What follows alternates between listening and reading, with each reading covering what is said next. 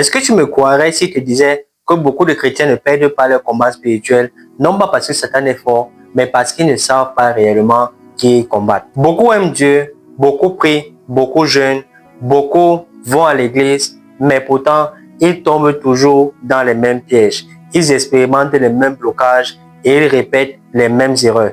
Pourquoi? Parce qu'un combat spirituel ne se gagne pas seulement avec le zèle, il se gagne avec la connaissance. Si tu ne connais pas ton adversaire, tu peux prier tous les jours, tu peux être sincère, tu peux être l'homme qui aime Dieu, qui aime le plus Dieu sur la terre.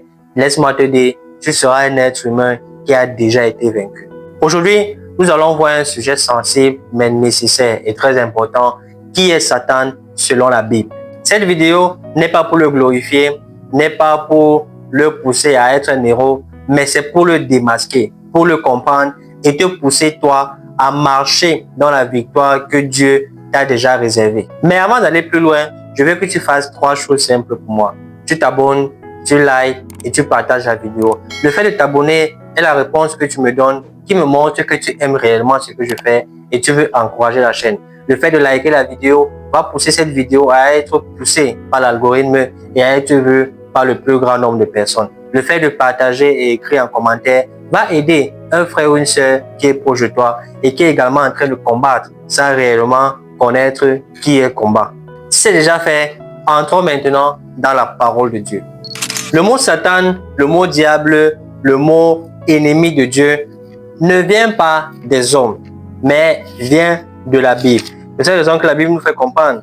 Dans 1 Pierre 5, verset 8, la Bible dit soyez sobres, veillez, votre adversaire le diable rôde comme un lion rugissant, cherchant qui il va dévorer. Le mot Satan signifie adversaire, signifie opposant, signifie ennemi de Dieu. Cela veut dire quelque chose de très important. Satan n'est pas passif. Satan n'est pas neutre. Satan est en opposition directe avec Dieu et avec sa parole. C'est cette raison que la Bible nous fait comprendre dans Apocalypse 12, verset 9. La Bible dit: et il fut précipité, le grand dragon, le serpent ancien, appelé le diable et Satan, celui qui séduit toute la terre. Il fut précipité sur la terre et ses anges furent précipités avec lui. Donc Satan est donc l'ennemi direct de Dieu, l'ennemi de la vérité, l'ennemi de ta destinée. Pendant que toi, chrétien, tu t'en fous de lui et tu ne cherches pas à comprendre qui il est et comprendre ses œuvres, lui, la Bible nous fait comprendre qu'il rôde et il t'étudie. Il étudie les chrétiens. La Bible nous montre également quelque chose que beaucoup de personnes ignorent. Satan n'a pas commencé comme Satan. La Bible nous montre que Satan est un ange qui avait été créé par Dieu. Avant d'être adversaire, il était un ange créé par Dieu. La Bible nous montre qu'il était beau, il était intelligent, il était privilégié, il était puissant. C'est ce que la Bible nous fait comprendre dans le livre d'Ézéchiel 28. Gloire à Jésus. Commençons à partir du verset 13. Tu étais en Éden, le jardin de Dieu, tu étais couvert de toute espèce de pierres précieuses. Nous continuons et nous lisons au verset 14. Tu étais un chérubin protecteur, aux ailes déployées. Tu étais placé et tu étais sur les saintes montagnes de Dieu. Tu marchais au milieu des pierres étincelantes. Tu as été intégré dans tes voies depuis le jour où tu fus créé jusqu'à celui où l'intégrité a été trouvée chez toi. La Bible nous montre que son nom d'ange était Lucifer, qui veut dire porteur de lumière, astro brillant. Il occupait une position très élevée au ciel. Il était proche de Dieu et il avait accès à des profondeurs spirituelles que les autres anges ne pouvaient pas accéder. Écoute bien ce que je vais te dire. La proximité avec Dieu ne garantit pas la fidélité si le cœur est corrompu. Tu peux être proche de Dieu, même en tant qu'enfant de Dieu, même en tant que prédicateur, même en tant que pasteur, peu importe le rang que tu as dans la maison de Dieu. Tu peux avoir ce rang qui te pousse dans la proximité de Dieu, qui te permet d'être utile entre les mains de Dieu, mais tu peux tomber si ton cœur change. Satan n'est pas tombé par manque de prière, il n'est pas tombé par manque de jeûne, il est tombé à cause de l'orgueil. C'est la raison que la Bible nous fait comprendre. Dans le même livre d'Ézéchiel 28, le verset 17, la Bible dit: ton cœur s'est élevé à cause de ta beauté. Tu as corrompu ta sagesse par ton éclat. Je te jette par terre, je te livre en spectacle au roi. Dans Ésaïe 14 nous montre ce que Satan a dit réellement, qui a poussé à nourrir cet orgueil qui est en lui. La Bible dit dans Ésaïe 14, je cherche le verset 14, la Bible dit, je monterai sur le sommet des murs, je serai semblable au Très-Haut. Vous savez, vous voyez, son problème n'était pas Dieu. Son problème, c'était la soumission. Il ne voulait pas se soumettre à Dieu. Écoute-moi très bien ce que je vais te dire. Si Dieu t'utilise puissamment, si tu grandis avec Dieu, tu es chrétien, tu as des dons, tu as des talents, et tout ce que tu fais réussit, tu dois savoir, tu dois absolument comprendre le danger de l'orgueil. C'est pour cette raison que j'ai fait une vidéo entière l'année dernière sur le thème le chrétien et l'orgueil. Et je t'encourage fortement à aller regarder cette vidéo après celle-ci pour ne pas tomber dans le même piège que Satan. Tu trouveras le lien de la vidéo ici en haut ou dans la description de cette vidéo. Va la regarder après. Je t'assure que tu seras édifié par ce que tu vas écouter et ça va t'aider à être un chrétien qui marche continuellement dans la soumission au Seigneur Jésus. Beaucoup de chrétiens ne tombent pas à cause du péché visible. Beaucoup tombent à cause de l'orgueil qui est caché. Et Satan connaît très bien ce terrain parce que c'est là qu'il est tombé, qu'il a chuté.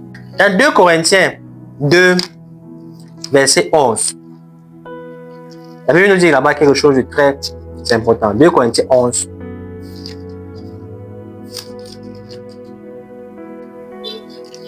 « 2 Corinthiens 2, verset 11. La Bible dit, « Afin de ne pas laisser à Satan l'avantage sur nous, car nous n'ignorons pas ses desseins. » La Bible ne dit pas que nous combattons ce que nous ne connaissons pas ou nous ne comprenons pas. La Bible dit, « Car nous n'ignorons pas ses desseins. » Pourquoi? Parce que la connaissance t'empêche d'être surpris. Et c'est pour cette raison que, conduit par l'Esprit, je fais cette vidéo pour t'aider à ne pas être surpris demain parce que tu connais qui est Satan et tu connais ses œuvres et ses desseins. Dans le livre de 2 Rois 6, verset 8, nous voyons où le roi d'Aram était en train de préparer ses pièges contre le peuple d'Israël. Mais la Bible nous fait comprendre que tout ce qu'il faisait avait été révélé. Pourquoi? Parce que le peuple d'Israël avait l'information. C'est dangereux d'être ignorant. C'est pour cette raison que chaque pays a des services de renseignement et des services secrets. Pas pour attaquer, mais pour ne pas être surpris et pour être prêt et veiller 24 heures sur 24 et 7 jours sur 7. La Bible nous fait comprendre dans Ephésiens 11, en Christ, Dieu nous a donné une nouvelle position. Dans Proverbe 28, la Bible nous fait comprendre que la sagesse était là dès le commencement. La connaissance selon Dieu n'enfle pas. Elle libère, elle éclaire et elle te donne une direction claire sur le chemin de Dieu pour ta vie. La Bible nous fait comprendre dans Ephésiens 6, verset 11 à 12, revêtez-vous de toutes les armes de l'ennemi. Disons ce verset. Car ce sont ces armes qui nous protègent. Par la grâce de Dieu, nous ferons une vidéo là-dessus. Les armes du croyant. Pour t'aider à être sur le chemin de Dieu et à être sous la protection de Dieu contre les œuvres de l'ennemi. Ephésiens 6, verset 11 à 12. Revêtez-vous de toutes les armes de Dieu afin de pouvoir tenir ferme contre les ruses du diable. Car nous n'avons pas à lutter contre la chair et le sang, mais contre les dominations, contre les autorités, contre les princes de ce monde des ténèbres, contre les esprits méchants dans les lieux célestes. On ne combat pas Satan avec des émotions. On ne le combat pas avec l'ignorance. On le combat avec la vérité. Et la parole de Dieu est la vérité. Dans Josué 8, verset 5, la Bible nous fait comprendre que Dieu donne une stratégie précise. Et dans le chapitre 13, la Bible nous fait comprendre que Dieu est celui-là qui fixe les limites. Connaître ton ennemi, connaître ton adversaire, comme nous pouvons le voir dans cette vidéo, t'empêche de dépasser tes limites spirituelles. Si à ce niveau de la vidéo, tu es béni et édifié, like la vidéo car ça va nous aider énormément à pousser cette vidéo à être vue par le plus grand nombre de personnes. Vérifie si tu es déjà abonné, ça va aider la chaîne à grandir et à toucher plus de monde. Tu dois savoir que connaître Satan ne te glorifie pas, mais l'ignorer te fragilise. Le but de cette vidéo n'était pas de parler de lui, mais c'était pour t'aider à continuer à marcher dans la victoire de Dieu pour ta vie. La connaissance est un pouvoir Et la connaissance selon Dieu transforme. Et quand tu es transformé, cela, le pouvoir de la connaissance te donne une place dans la société, une place de valeur pour que tu deviennes une solution et un leader. Laisse la connaissance de Dieu te transformer pour que tu sois une solution et pour que tu saches exactement quoi faire devant chaque situation, devant chaque œuvre de l'ennemi, devant chaque manigance de sa part pour toujours marcher dans la victoire du Seigneur pour ta vie. Sachant que cette victoire, tu l'as déjà reçue depuis la croix. Si cette vidéo t'a édifié, abonne-toi, like la vidéo et écris en commentaire « Je marche dans la victoire de Dieu pour ma vie ». Parce qu'un chrétien informé est un chrétien armé, est un chrétien stable et est un chrétien dangereux pour le royaume des ténèbres. Que le Seigneur t'ouvre les yeux, que Dieu t'accorde sa grâce, que le ciel te sourit et que tu continues à marcher dans les bénédictions de Dieu pour ta vie. Que le ciel s'ouvre pour déverser sur toi la bénédiction du Seigneur Jésus-Christ. Que tes yeux s'ouvrent également pour que tu découvres le plan parfait de Dieu pour ta vie, pour que tu marches avec connaissance et avec stabilité. N'hésite pas d'aller regarder une de ces vidéos car je pense qu'elle pourra, une vidéo pourra t'aider à décoller dans ta foi chrétienne avec le Seigneur. Je te dis à très vite pour une autre vidéo. Prends bien soin de toi et la paix sur toi. Shalom.